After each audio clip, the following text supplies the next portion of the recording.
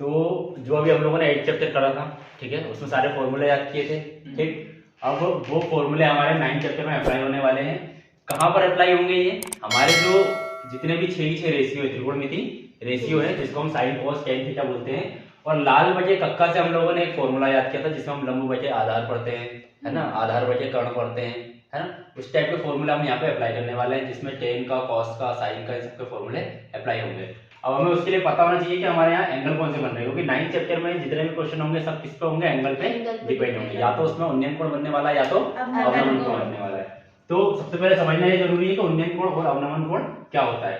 तो उन्नयन कोण किसको बोलते हैं? एंगल ऑफ एलिवेशन को बोलते हैं। ठीक है, अब ये होता क्या है कि जब भी कोई वस्तु, ठीक है, आंखों से ऊपर हो, तो जो दृष्टि रेखा, यानी कि हम इसको बोलते हैं दृष्टि रेखा, ठीक है, दृष्टि रेखा क्षैतिज रेखा के साथ, यानी कि हॉरिजॉन्टल लाइन के साथ जो एंगल बनाती है उसको हम क्या बोलते हैं? उन्नयन कोण बोलते हैं। समझ में आ गया?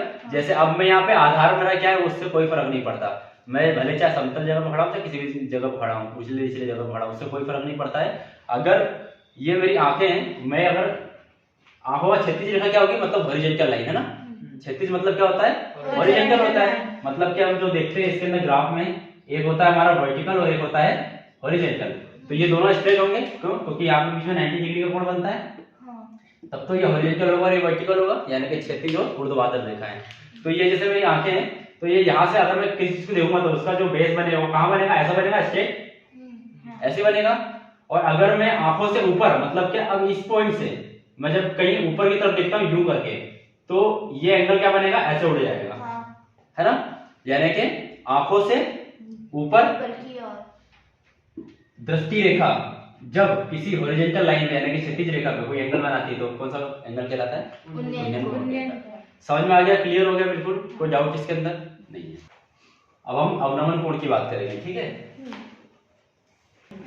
जब भी कोई रेखा आंखों से नीचे की ओर, समझ में आया ना? जब भी कोई रेखा आंखों से नीचे की ओर हो, तो जो दृष्टि रेखा होगा, दृष्टि रेखा क्या है? ये वाली, ठीक है।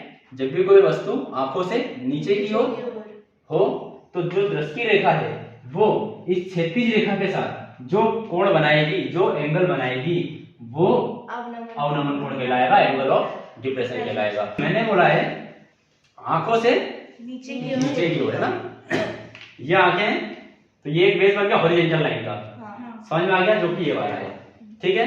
अगर कोई वस्तु आंखों से नीचे की ओर हो, कहाँ हो? आंखों से नीचे, तो मुझे ऐसा करना पड़ेगा देखने के लिए, ऐसे ही है। तो क्षैतिज रेखा के साथ, क्षैतिज रेखा कौन सी होती है? यही वाली होती है, क्योंकि ये हो गई हमारी हॉरिजॉन्टल लाइन, एक्स एक्सिस होती है जिसे, और ये होता है हमारा वाई एक्सिस, जिसको हम बोलते हैं वर्टिकल लाइन, है ना। जिसे क्या बोलते हैं? Vertical line. तो मैंने डेफिनेशन में यही बोला है कि जब भी कोई वस्तु आंखों से नीचे की ओर हो, तो जो दृष्टि रेखा होगी वो क्षैतिज रेखा के साथ अवनमन कोण बनाएगी। तो क्षैतिज रेखा के साथ ना, क्षैतिज रेखा तो यही है, तो जो कोण बनेगा वो क्षैतिज रेखा और स्पर्श रेखा के बीच में बनेगा। समझ में आ रहा है कि नहीं आ रहा है? मतलब कि यहाँ पर एंगल नहीं बनेगा। क्लियर है कि नहीं?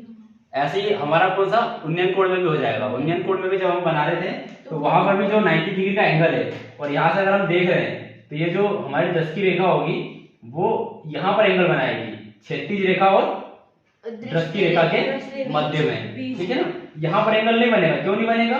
क्योंकि हम जो एंगल बना रहे हैं वो वर्टिकल लाइन के साथ नहीं बना रहे, ऊर्ध्वाधर रेखा के साथ नहीं बना रहे। समझ में आ गया कि नहीं आ गया? अब उन्नयन कोण और अवनमन कोण में कोई डाउट है क्या? नहीं। पक्का क्लियर हो जाएगा?